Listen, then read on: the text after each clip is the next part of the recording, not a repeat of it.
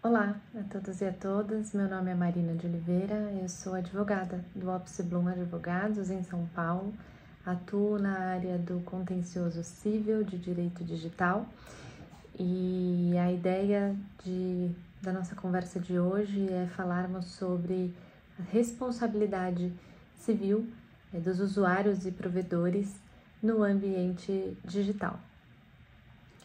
Bom, primeiramente a gente precisa fazer uma introdução, que é importante. O Brasil conta desde 2014 com a lei chamada Marco Civil da Internet, que nada mais é do que uma lei que estabelece diretrizes e parâmetros para uso da internet no país.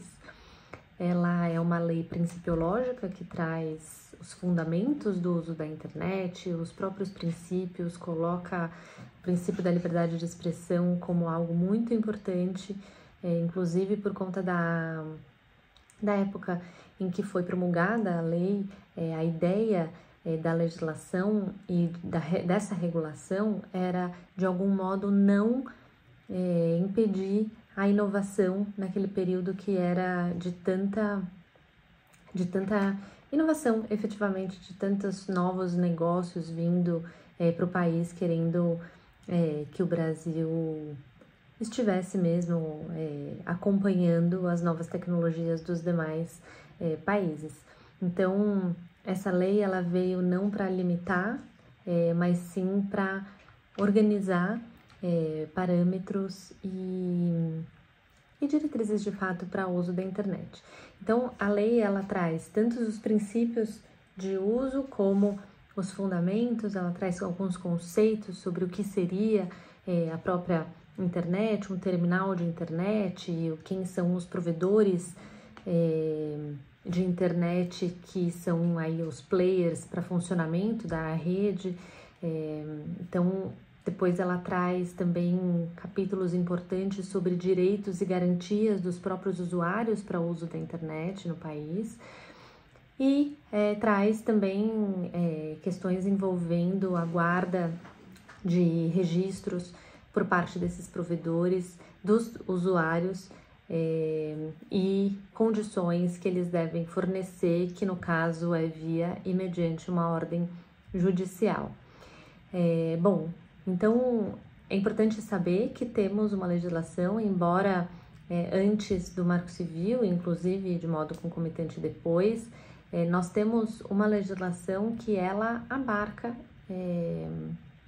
atos e práticas que são realizadas no ambiente digital. A verdade é que tem gente que muitos entendem que seria como um mundo paralelo ou outra face de universo, mas a verdade é que o ambiente digital não deixa de ser uma extensão da nossa vida real e do nosso cotidiano.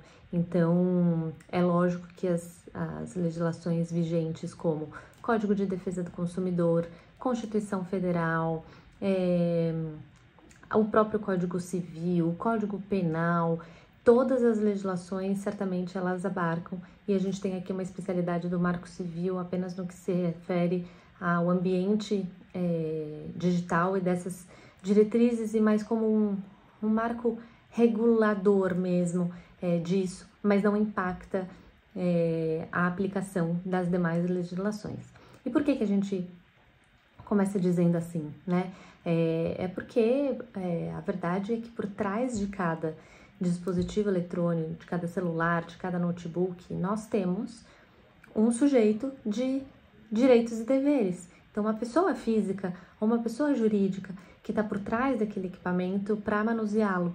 Então, embora tenha essa percepção de que a internet você pode ser quem você quiser, isso não deixa de ser verdade, mas no final das contas, por trás de cada tela existe uma pessoa sujeito de direitos e deveres sobre o nosso ordenamento jurídico aqui no país, de quem tiver sediado por aqui. Dizemos isso porque a gente tem agora passando para o Instituto da própria responsabilidade civil, o que ela significa, né? É a ideia de que a pessoa natural e jurídica deve arcar com as consequências de um ato ou fato que tenha praticado em qualquer instância. Então, falar de responsabilidade é falar sobre a responsabilização, ou seja, a pessoa responsável por um fato ser responsabilizada ou arcar com as consequências de alguma conduta que tenha praticado. O Instituto da Responsabilidade Civil, ele está hoje estabelecido no nosso Código Civil, que é uma lei extremamente importante. Hoje está sendo objeto de discussão sobre uma atualização da lei, mas ela possui no seu artigo 927 a seguinte diretriz: aquele que, por ato ilícito, causar dano a outrem, fica obrigado a repará-lo. Então, a norma, ela rege essa obrigação de indenizar e ela advém de um dano, que isso é extremamente importante. O parágrafo único desse artigo diz que vai ter também a obrigação de reparar pelo dano, independentemente de culpa, os casos que forem específicos em lei ou quando a atividade normalmente desenvolvida pelo autor, ele implicar algum risco para outra pessoa. E isso, nesse cenário, a gente lembra muito dos bancos ou, por exemplo, inclusive dos próprios pais e responsáveis legais por atos de menores, pelos seus filhos menores de idade, que isso na legislação é estabelecido, que os responsáveis legais, os pais e tutores, são responsáveis pelos atos de seus filhos menores de idade. Então, essa ideia que a gente falou aí do Código Civil, ela traz, a doutrina, né, ela traz como dois tipos aí de responsabilidade civil. Nós temos a responsabilidade subjetiva, que é a regra geral, e nela eu preciso ter o elemento da culpa, e eu tenho, por outro lado, a responsabilidade objetiva, que é quando eu não preciso demonstrar a culpa, mas são naqueles casos que falamos, que ou estabelecido em lei, ou quando a atividade, ela, pela sua natureza, ela tem aí já um risco intrínseco por aí. Bom, e aí, quanto a isso, a gente, nesse racional, a gente pensa, né? E sobre o que acontece no mundo virtual, na internet? Como regra, gente, quem praticou o fato danoso, como dissemos, que deve arcar com a sua conduta, deve se arcar com o prejuízo causado a outra pessoa. Mas e quando a gente está falando dessa modalidade da responsabilidade objetiva, quando pela natureza do negócio, pela atividade, eu tenho aqui algum risco de repente, como por exemplo uma pessoa jurídica, uma empresa, será que a gente pode talvez colocar os serviços de internet como uma atividade de risco? Ou seja, as empresas por trás, né, os provedores de internet, eles seriam caracterizados, eles seriam, que a gente estaria nessa possibilidade de responsabilidade objetiva, ou seja, independentemente de culpa, o provedor de internet deve ser responsabilizado sobre o que acontece pelos seus serviços. E aqui, como provedores de internet, eu quero abrir um parêntese sobre o que o Marco Civil da Internet fala sobre isso. Ele traz, basicamente, dois tipos de provedores de internet. São eles o provedor de conexão e o provedor de aplicação. O provedor de conexão é aquele que provê e oferece a internet para o usuário navegar na rede. Então, é aquela empresa que instala um modem na sua casa ou que você contrata um 3G e 5G do seu celular. São as operadoras de telefonia. Elas provêm, elas oferecem a internet para a gente navegar na rede. Por outro lado, nós temos o provedor de aplicação, que são aquelas empresas que nos oferecem alguma funcionalidade na própria rede. Então, são as redes sociais, são os blogs, são os sites de notícias, são os e-commerces, são os sites de hospedagens de conteúdo, são os provedores de registro de domínios. Então, são todas as empresas que oferecem ao usuário a funcionalidade da rede. Então, sobre eles, há muita discussão sobre o seu papel em termos de responsabilidade, sobre o que acontece dentro dos seus serviços. Então, fica aqui um primeiro questionamento e um primeiro ponto de reflexão, se esses provedores, eles devem se enquadrar naquele estatuto da responsabilidade objetiva. E lógico, como sabem como advogados, a gente precisa dizer o depende. É lógico que vai depender efetivamente dos atos que a gente que estão sendo analisados. Então, os provedores de internet, eles vão ser responsabilizados pelos atos próprios, por conta de alguma falha na prestação de serviços, a depender do caso concreto. Mas a verdade é que sobre o que acontece a partir deles, pelos usuários, então sobre atos praticados por terceiros, pelos usuários contratantes daquele serviço, a gente precisa ter muito cuidado na atribuição de responsabilidade. E hoje, até para promover toda essa questão dessa abertura dessa rede e a possibilidade de tantas interações pelas redes sociais ou por outros meios de comunicação, que é delicado a gente estabelecer ao provedor esse dever de monitorar sobre o que acontece na rede, porque é como se ele pudesse ser responsabilizado sobre o que as pessoas estivessem fazendo. Então, imaginem só, os aplicativos de mensageria. Imagina antes da gente mandar uma mensagem, o WhatsApp analisar se essa mensagem teria alguma ofensa, algum ato ilícito. Isso, sem dúvida, peca no princípio maior aí da liberdade de expressão e na censura em toda a viabilidade, todo o objetivo mesmo dessas aplicações, dessas empresas para novos negócios. Mas isso é um ponto de grande discussão. O próprio Marco Civil da Internet, ele traz um artigo que ele é considerado como polêmico, tá? Que é o artigo 19, e ele traz que o provedor, ele é responsável por atos por atos de terceiro, quando ele deixar de adotar alguma providência relacionada a algum conteúdo depois que receber uma ordem judicial. Então, existe essa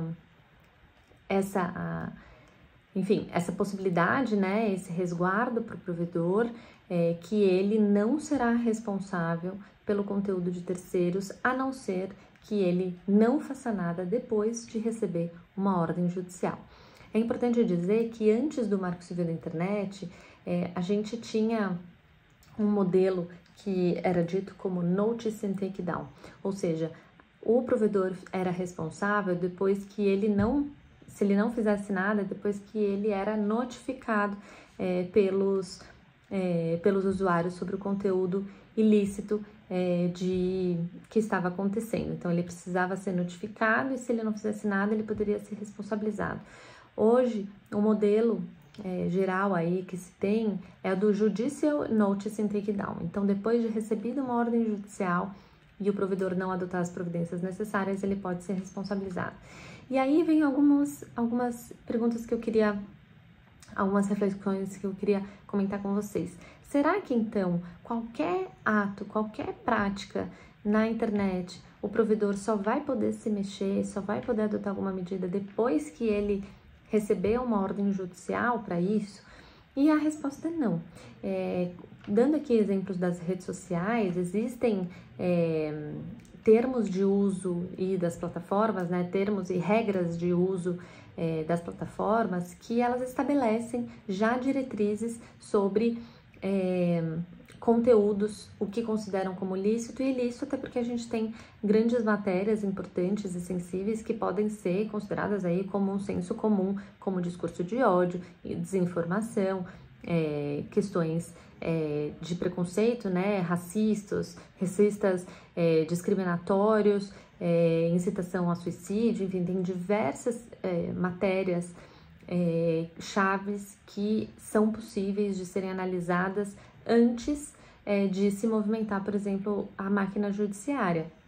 É possível que o provedor ele veja, haja alguma denúncia de algum conteúdo indevido e que ele já adote as medidas de remover esse conteúdo. E por isso que a gente está dizendo isso, até porque seria inclusive até o ponto, né, de discussão e de polêmica do artigo 19, a gente tem duas correntes aqui que essa matéria ainda não foi ainda concluída essa discussão sobre a constitucionalidade ou não do artigo 19. Mas a corrente que diz que o artigo ele é constitucional, ele fala que se você for retroceder naquele modelo de notice and take down, ou seja, só notifica e o conteúdo é removido, ele pode ser um movimento que prejudica a liberdade de expressão, né? Até porque o texto ele impede a censura prévia, então o fato de você colocar esse poder no provedor para que ele decida antes de ter um juiz que decida se aquilo é ilícito ou não, isso pode gerar uma censura, o que a gente não quer aí como força maior do nosso país, até pelo Instituto da democracia, do Estado Democrático de Direito.